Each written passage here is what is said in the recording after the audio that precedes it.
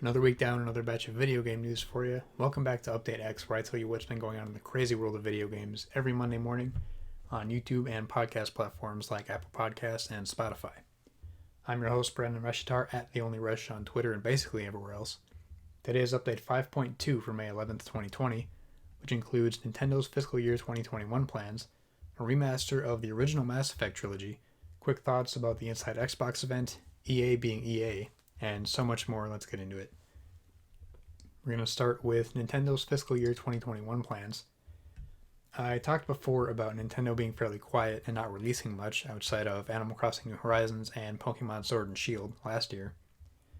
And they finally said something. It's not much, but they said something. And I'm getting the info from NinFan at igamesnews.com. So part of the statement from Nintendo says, "We plan to release not only new software, but also free and affordable updates to the already released software that will encourage consumers to keep playing on Nintendo Switch. We plan to unveil a succession of seasonal events for Animal Crossing New Horizons, paid bonus content for Pokemon Sword and Shield, and will begin rolling out the fighters included in Super Smash Bros. Ultimate's Fighter Pass Volume 2. As mentioned in the beginning, if the effects of COVID-19 are prolonged or worsened for a long time, we may not be able to proceed with the launch of Nintendo products and the start of services as planned. So our plans' futures are subject to change." And these are the announced title releases for Fiscal Year 21. May 29th will be Xenoblade Chronicles Definitive Edition. June 5th will be Clubhouse Games, that pack of 51 classic games like Checkers, Chess, Mancala, and all that other stuff. Continuous updates on Animal Crossing New Horizons. Pokemon Sword and Shield Expansion Pass, Part 1 is planned to release by the end of June 2020. Part 2 is planned to release in fall of 2020. And Super Smash Bros. Ultimate Fighter Pass Volume 2 releases are planned from June 2020 onward. So they finally said some more, which is good. It's not much, just content updates for existing games for the most part, other than Xenoblade. But again, Xbox and PlayStation are both trying to dominate the media coverage right now. I mean, not PlayStation as much because they're still quiet. So maybe Nintendo's just sitting back a little bit, like letting all that play out, not trying to compete for that space in the media. And going on from that, we've got Jedi Fallen Order new content and news of it being a franchise, which isn't totally surprising. We just actually got a confirmation now. So starting with the news content, on May 4th, which is Star Wars Day, a free content update rolled out for Jedi Fallen Order. And I'm getting this info right from EA.com. So available now, we're releasing a free content update for Star Wars Jedi Fallen Order. Within it, you'll find new cosmetics for Cal and BD1, new modes for those of you who've become a Jedi, and some additional tweaks and fixes that should make things more enjoyable for all players. So part of the update is meditation training. This is the biggest part of the update, and it can be accessed from any meditation point found in the game. This is only available in New Journey Plus mode, which is what I'll get into after this. So in meditation training, you'll be able to face off against all enemies, including bosses, in two different modes: combat challenges and the battle grid.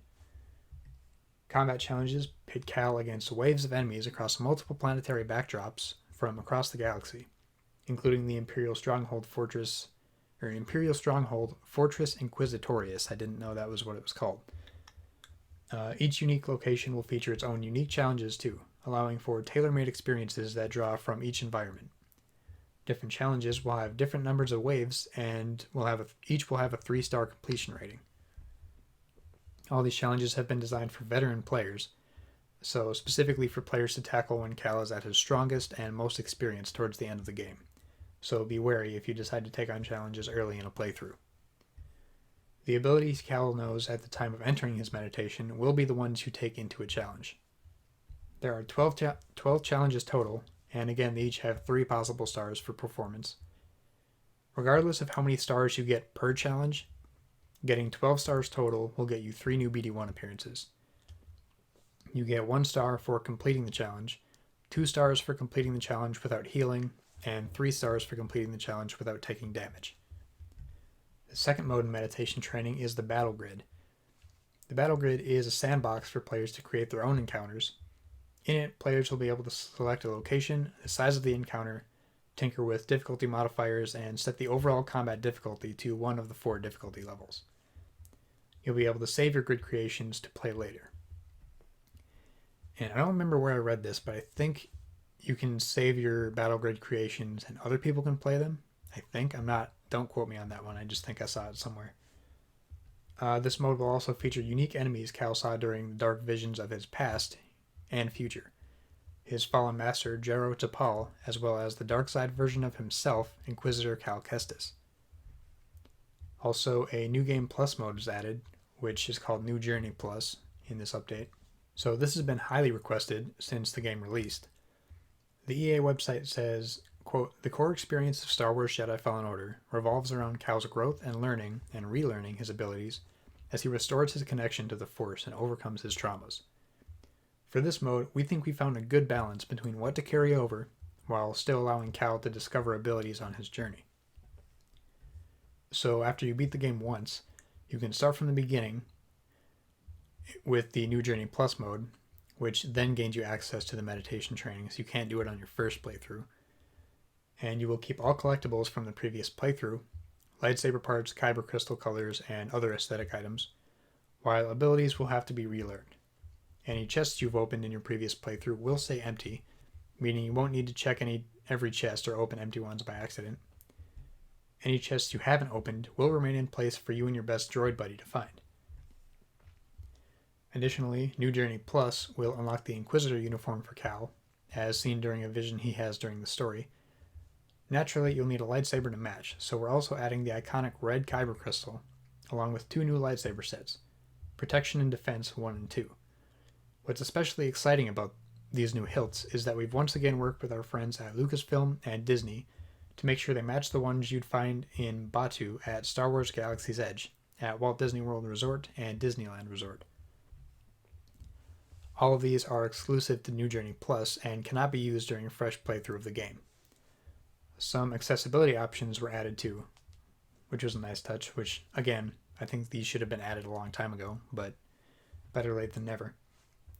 An option for button mashing QuickTime events to be skipped. Needing to hold the climb button can now be disabled. Holding a button to confirm or interact with something can be changed to a button press. And text scaling options have been added. So, some people have said that this is a little bit too late for them to do, since people wanted all this stuff so much earlier, and it's surprising for a game like this not to have a New Game Plus mode right off the bat. But again, better late than never. I will maybe eventually get back into all this stuff, but it's a hard maybe with the backlog I already have to work on. And also about Jedi Fallen Order becoming a franchise. So, EA CEO Andrew Wilson confirmed that Star Wars Jedi Fallen Order will be the start of a new franchise, suggesting more games, including a Jedi Fallen Order 2, are being planned. That more than likely not being the actual name for it, it's just saying a sequel to Jedi Fallen Order.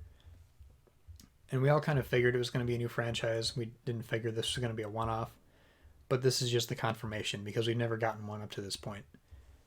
And I'm excited to see where they go after the ending of Jedi Fallen Order. There are a couple cool directions they could go with it, and I'm curious what spin-off titles they could make from the Jedi Fallen Order franchise. There's some interesting places to stick your nose in for future games. And the next story we've got, Assassin's Creed Valhalla won't be as big as previous titles. I'm getting this from Stephen Tailby at pushsquare.com. And the article says, if you've played through Assassin's Creed Odyssey, you'll be familiar with just how huge that game is. It takes place in an enormous map and has endless missions and other activities to engage in, keeping players busy for potentially hundreds of hours. It's a great game, of course, but you could argue it's too big for its own good. For Assassin's Creed Valhalla, it sounds like Ubisoft Montreal is scaling things back a little. The publisher's head of communications for the Middle East, Malek Tefaha, I'm fantastic at butchering names, has responded to feedback about Odyssey's size and scope. According to him, Valhalla will be neither the longest nor the biggest game in the series, suggesting you won't have to sink quite so many hours into it. This will be welcome news to fans who felt Odyssey was a little bloated. It should be noted that this quote comes from a translation of the original Arabic tweet, however it seems pretty clear what Tefaha is saying here. I haven't played Odyssey yet, where I played about 20 minutes of it and then got into a bunch of other games, but I did spend almost 100 hours in Origins, not even including the DLC, that was just the main story. But I think I'm actually okay with it not being as big of a story. It will be unfortunate for people that want to spend as much time as possible in these worlds. Like they said, potentially hundreds of hours into Odyssey, which people have spent that much time in the game. But for people like me who have a ton of games they want to play, a shorter, more in-depth story could be better. I would be okay with a more, like, I don't know, intense, shorter story with Valhalla, as opposed to them trying to put in, I don't know, half-assed side missions and stuff like that to just make it longer. And keep in mind, they say it's going to be shorter than the other Assassin's Creed games like Odyssey and Origins, but that doesn't mean it's going to be a 15-20 hour thing. I'm assuming it'll still be a lengthy story, just not as much as Origins and Odyssey. And the next story, we've got The Last of Us 2 has gone gold. Getting this from Jonathan Dornbush at IGN. The Last of Us Part 2, Naughty Dog's latest story-driven action adventure for PS4, has gone gold, according to creative director Neil Druckmann, who also advises players against judging the game based on bits and pieces of it they may have seen via the leaks online. With the game's new release date of June 19th, Druckmann's video message addressed the status of the game, noting its gold status, meaning discs can be pressed for physical release, and the digital release can be prepped as well. Of course, if you've followed games going gold in the past, they're often accompanied by team photos with the development teams gathering together to celebrate. Druckmann noted how this can't be the case at the moment. So I'm going to go over some quotes that Neil Druckmann said in his video. I was just going to include the video with his statement in this episode, but I don't like to deal with YouTube's rules on other people's videos being used and all this whatever, so I'm just going to give you the quotes. Neil said in the video, "We wanted to let you know that we have gone gold. So back in April, we told you that due to the state of the world, logistics way beyond our control, we had to push the game, which gave us a few extra weeks to polish, and now that we have a release date, we submitted our gold master. And you're going to have our game in just a few short weeks. Normally this would be a moment of celebration, we'd be at the office having a drink, eating cake, but we're all stuck in our homes, and I wanted to take this moment to congratulate the team that has pulled off the most ambitious game we've ever made." He also said that while the leaks may have revealed parts of the story, nothing compares to playing the sequel in full. He says, "I know I've said this before, but you won't know to what degree until you get your hands on it and just see the care that has gone into every detail. From the level design, the mechanics, just graphically how the game looks, the environments, art direction, characters, story, the audio design, the soundtrack." He says, "Oh my god, the soundtrack is amazing. Even for us who have played this game, we can't even count how many times. We know it inside out. We're still emotionally moved. I just finished a playthrough and I was crying by the end of it. And it's just pretty incredible.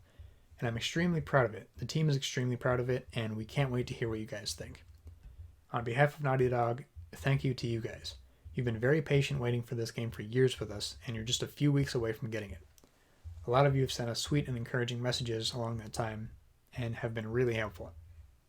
No matter what you've seen or heard or read, nothing compares to playing this game from beginning to end. It's a video game. You've got to play it. I hope you guys are doing well. Stay safe, take care of your loved ones, and we'll have a lot more for you soon." So it's good to see all of this finally coming together. After all the anticipation over the years to the recent leaks and drama and all that stuff going on, all the blood, sweat, and tears into this game, it's all finally coming together. The game is gold, and we'll have The Last of Us Part 2 in just over a month. It's a ride. It's been a huge ride for this game. And going with more Sony news, Sony patents a VR controller that feels a lot like Valve's Index. Getting this from Jamie Feltham at VentureBeat.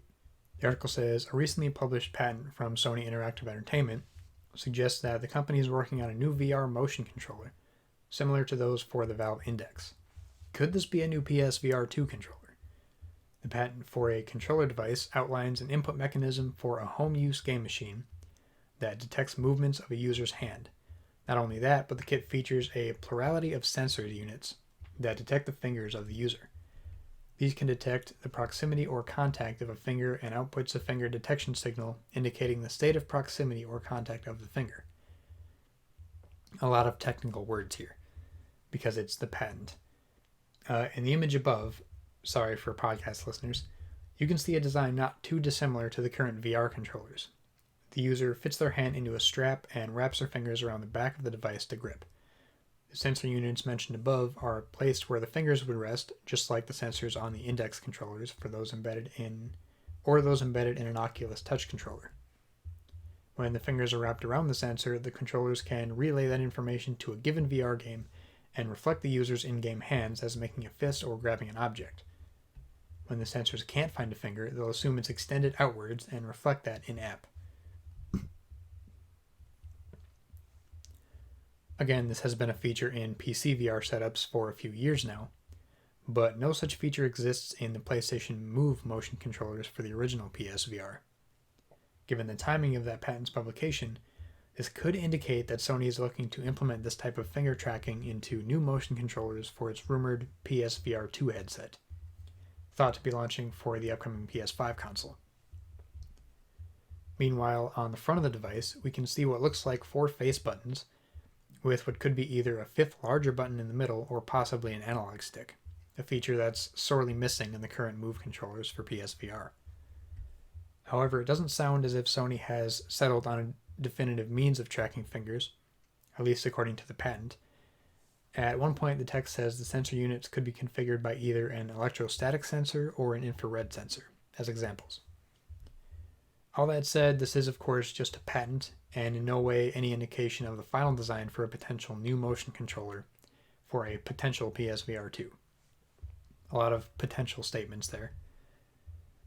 So there hasn't been any confirmation by Sony or PlayStation if there actually will be a PSVR 2. There are a lot of arguments for how there could be and arguments for how there might not be. I think Sony is definitely working on it right now, but we don't know to what extent and if it will actually come to be. But if it does happen, these controller designs would definitely be a welcome improvement with a possible analog stick and finger tracking. Going on from that story, we've got CD Projekt Red teases Cyberpunk 2077 event in June. This is from Andy Chalk at PC Gamer. E3 2020 was scheduled to run June 9th through the 11th, before the whole thing was scuttled by the COVID-19 outbreak. But even though E3 is gone, June 11th will still be a day worth paying attention to because that day will bring us Night City Wire. And what exactly is Night City Wire? That's not entirely clear, but it will be a Cyberpunk 2077 reveal event of some sort. The stuff will be shown, is what was said. CD Projekt Global Community Lead Marcin Momat said on Twitter that stuff will be shown, and not just Bush League stuff apparently. One of the expectations, or at least hopes, is that CD Projekt will finally show off more of the game's setting. Night City, where most of the action will take place, is divided into 6 districts, but we've only had a look at 2 of them so far, Watson and Pacifica. It will also be possible to leave the city and explore the surrounding area. Lead Quest designer Paulo Sasco said at E3 2019 that it's, quote, an area that is mostly sort of destroyed basically after all the droughts and everything that happened in the 50 years from 2020 to 2077. But it will have open world content and specific quests to pick up for players who want to roam around and that sort of thing. With Cyberpunk 2077 edging ever closer, it'd be nice to finally get a look at some of those environments. Personally, I think we're going to see some gameplay at this event. Hoping, but that's my guess. I'm excited to see whatever they have to show in June. I'm guessing it's not going to be a huge underwhelming thing like other events have been. And Cyberpunk also got a rating from the ESRB. In last week's update, I talked about how the Brazil rating leaked as 18+, and I talked about the speculation to what it would rate as with the ESRB, assuming it was going to be rated M, and that ended up being right. The details for the M rating, which is the words that appear next to the M on the box, are blood and gore, intense violence, nudity, strong language, strong sexual content, and use of drugs and alcohol. Other details in the rating summary on the ESRB website include using handguns, machine guns, rifles, and explosives, melee weapons like wrist-mounted blades, enhanced limbs, used to stab enemies and in some cases dismember them. Combat is frenetic with frequent gunfire, cries of pain, explosions, and blood splatter effects. Some locations depict mutilated corpses with open chest cavities and or exposed organs and entrails. Players can select the gender and customize their character, including depictions of breasts, buttocks, and genitalia, as well as various sizes and combinations of genitals for customization. Okay.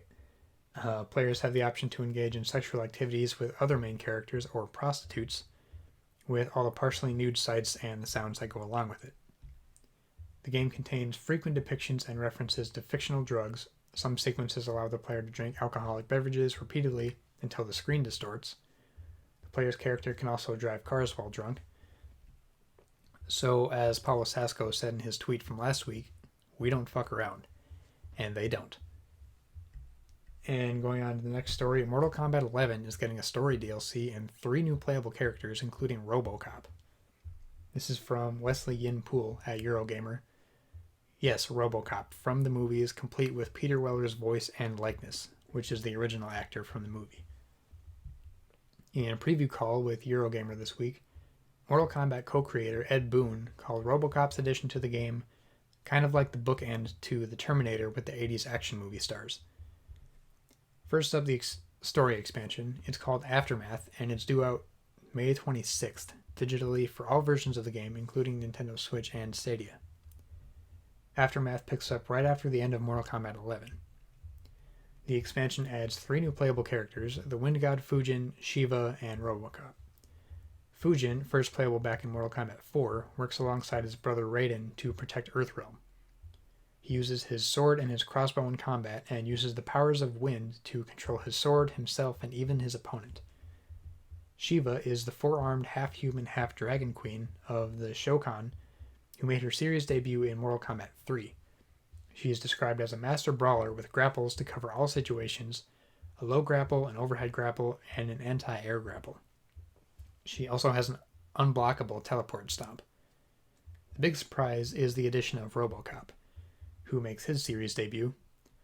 RoboCop excels at keeping his foes at bay using his iconic Auto 9 pistol. He also employs a flamethrower, a riot shield, and a shoulder cannon he can load with various types of ammunition. Aftermath also includes 3 new character skin packs that will be released over time. Meanwhile, Mortal Kombat 11 gets a free update for all players that adds fan-favorite stages, Classic Deadpool and Soul Chamber, and sees the return of stage fatalities. One shown involves the character slowly being lowered into a pit of acid. And friendships. I'm not sure what friendships are. I haven't played Mortal Kombat in years, but friendships revealed include Aussie crime boss Kano using his eye laser to cook sausages on a barbecue, and creepy ninja Noob Saibot spawning 2 copies of himself to play a skip rope with. There's a Mortal Kombat 11 Aftermath collection, which includes the base game, all characters, story content, game modes, and pre-order bonuses in one package, which is $60. If you already have Mortal Kombat 11, you can upgrade to Aftermath for $40. There's an Aftermath plus Combat Pack bundle for $50. So, cool new content for Mortal Kombat fans. That's not me, but I know a few fans. And going on to some quick thoughts about the Inside Xbox event. If you didn't know, I had a bonus episode I uploaded a couple days ago where I went over everything shown in the trailer and went more in depth about my thoughts on it and what the developers said after the fact. So I'm just going to go over some really quick thoughts about it in this episode. So when they initially advertised the event, they said it was going to be trailers, sneak peeks, and gameplay. The problem is, in all of the marketing and advertising leading up to the event after the initial announcement, basically the only thing they advertised about the event was gameplay. It was like, come see the first Series X gameplay, come see gameplay of Assassin's Creed Valhalla, all this stuff. They didn't really talk much about trailers or sneak peeks after the initial announcement. And they didn't show that much gameplay at all. So they didn't lie about what was going to be in the event. They just leaned into the gameplay aspect of it way too much and got everybody's expectations where they weren't supposed to be. But that's all I'm going to say about the event for this. If you want to know more in-depth stuff about the event, my bonus episode is up also right before this one. And going off of people's expectations, I think people's expectations of next-gen graphics are also really high, which isn't really in the wrong. Games for next-gen are going to look great, and one of my favorite parts about video games is how realistic the graphics can get. But I think a lot of the next-gen upgrades will be under the hood rather than graphics. Like less load times, they always talk about, not as many twists and corridors and corners, since there's going to be more power to load the world, so game devs don't need to make all those corridors and elevators and stuff. Like how grass and hair move, the way water looks, the way water flows, all those little details, rather than just the way it looks as a whole. And overall, just making the gameplay experience better, making the act of playing a video game a better experience with less holding it back, rather than graphics. So graphics will look good, but that's not the main thing. It's not going to be as big of a jump as people think it's going to be, I think. And also the Xbox intro sound they had at the beginning of the Inside Xbox event was confirmed as the startup sound for the Xbox Series X. So that's just a cool new thing to look at. Not much to tell there. And also talking about Xbox 2020 plans. That's 20/20. So on their website, they talk about their plans from now up until the launch of the Series X. The Xbox website says, "This is a momentous year for Xbox, with our next-gen console paving the way for all our games and services to come together in even better ways. Here's what 2020 looks like, just to start. Our goal remains to launch Xbox Series X and Halo Infinite this holiday. All 15 Xbox Game Studios teams are hard at work on next-generation games for Xbox Series X and Xbox Game Pass. The best development teams around the world are working hard to have their games ready to play on Xbox Series X this holiday. For PC players, we plan to support the community by making all our major releases at launch available with Xbox Game Pass for PC, including Halo Infinite, Wasteland 3, Minecraft Dungeons, and of course Microsoft Flight Simulator. We have new updates and titles lined up for Xbox Game Pass for console and PC.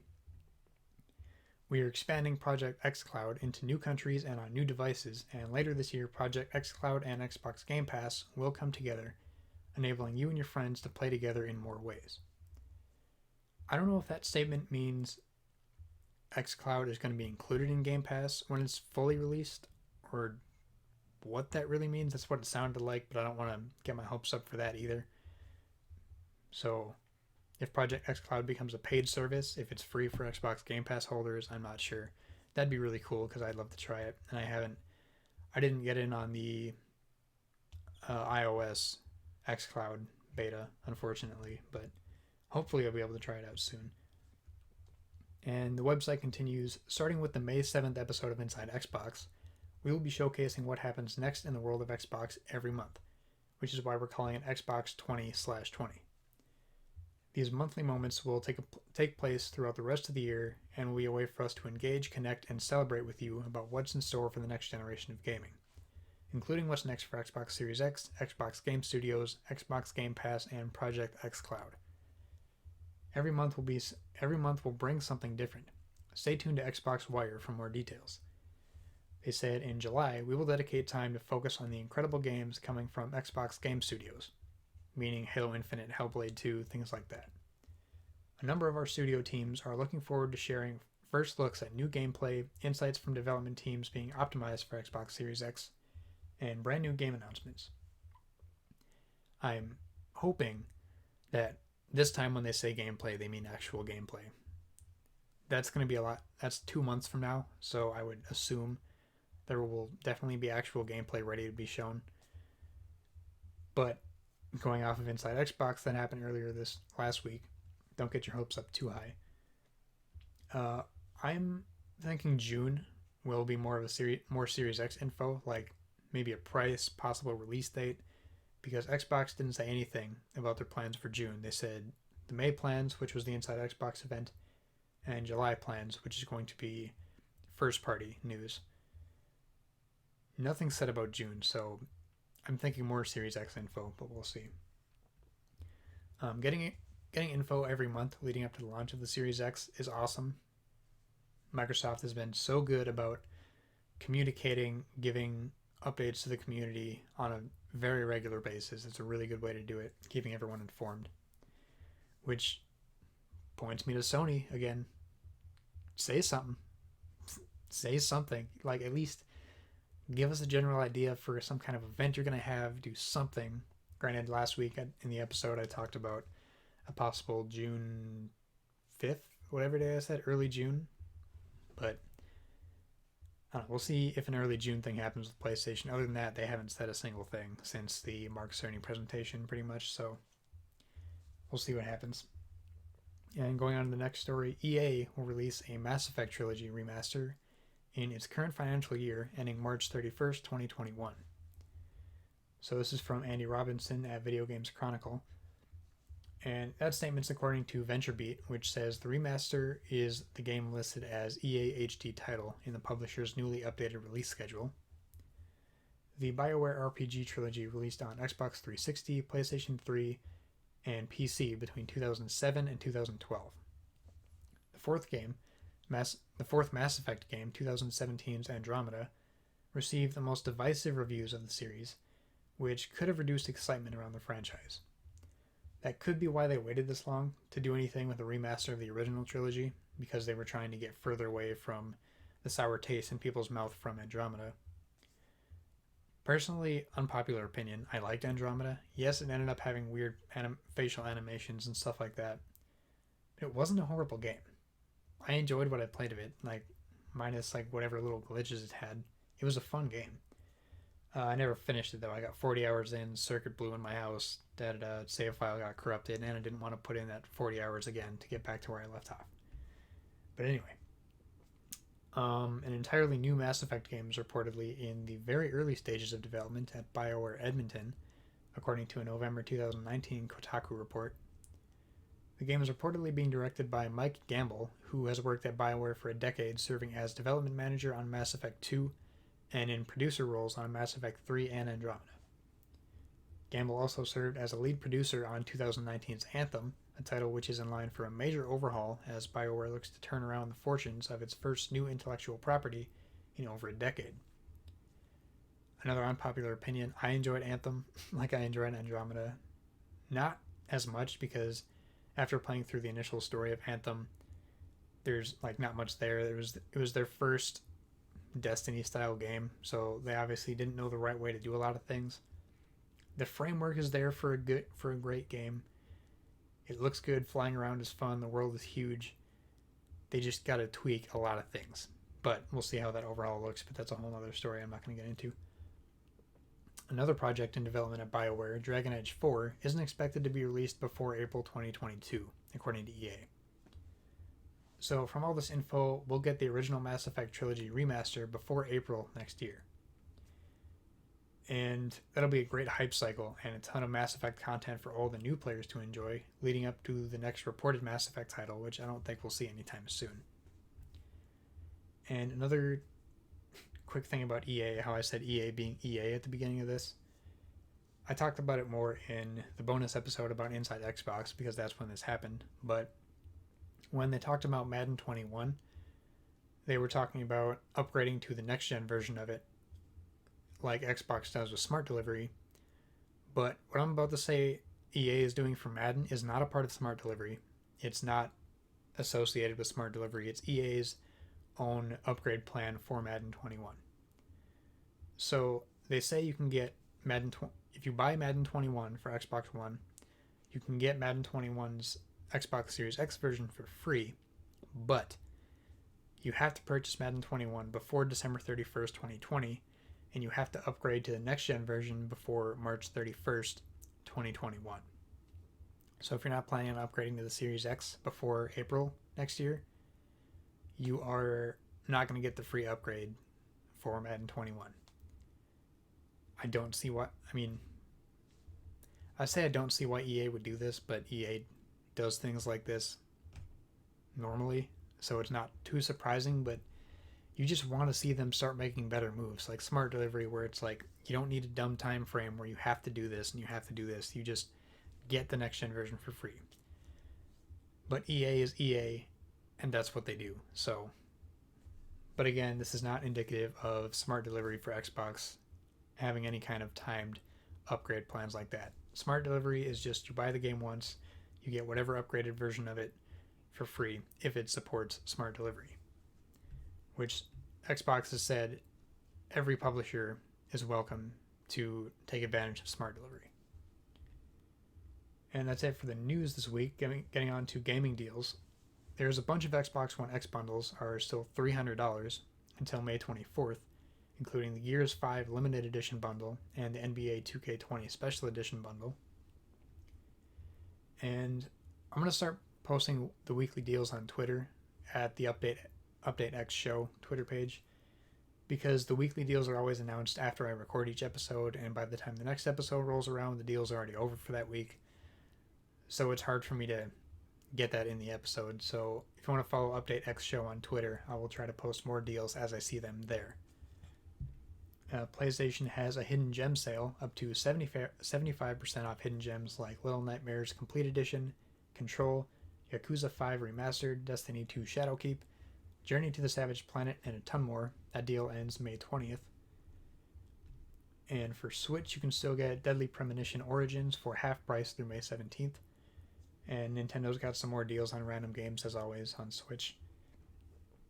I didn't find a whole lot for deals at the moment. I already said check for Twitter. I'm going to try and post things there more as I see them. But also, I will just say go to GameSpot.com/deals. They always keep their website up to date with deals from all over the internet, with deals on whatever games or accessories for whatever system you're looking for. They have all kinds of stuff there. So that's another good source for that. And going on to the past week and next week releases via Metacritic. Last week we had World War Z Game of the Year Edition released May 5th for PS4, Xbox, and PC. John Wick Hex released May 5th for PS4. Wintermoor Tactics Club released May 5th for PC. Close to the Sun released May 5th for PC. Someday You'll Return released May 5th for PC. Void Bastards released May 7th for PS4, Switch. Jay and Silent Bob Mall Brawl released May 7th for Switch and PC. Spirit of the North released May 7th for Switch and PC. Lonely Mountains Downhill released May 7th for Switch. Fury Unleashed released May 8th for Switch and PC. And Before We Leave released May 8th for PC. Next week we've got Halo 2 Anniversary is coming to PC May 12th. Star Wars Episode 1 Racer coming to Switch and PS4 May 12th. That's a game that originally came out in 1999 and is getting ports to PS4 and Switch now. Oddworld Munch's Odyssey HD coming to Switch May 14th. That's another old one, came out in 2001. I'm pretty sure it was a launch title for the OG Xbox. So a couple old games coming to new systems soon. And going on to what have I been playing? A bunch of Final Fantasy VII Remake still. I'm almost done with that game. I'm so close. I can taste it. A little bit of Rocket League here and there. That's basically it. I'm really just trying to get Final Fantasy VII Remake done so I can keep working on my backlog. I already started Control at the same time that I started Final Fantasy VII Remake, but I ended up focusing on Final Fantasy instead. So I might have to hop back into Control and finish that one after this. So this has been your update 5.2 for May 11th, 2020. Thank you so much for watching on YouTube or for listening on podcast platforms like Apple Podcasts and Spotify. If you want to get more frequent gaming news posts or gaming deals from me in between episodes, check out the Update X Show Twitter page, and you can also give me any feedback or suggestions about the show while you're there.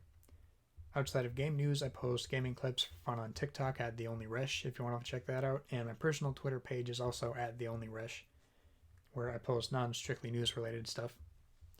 As always, thank you so much for choosing Update X for your gaming news. I'll see you next Monday morning. Have a great week.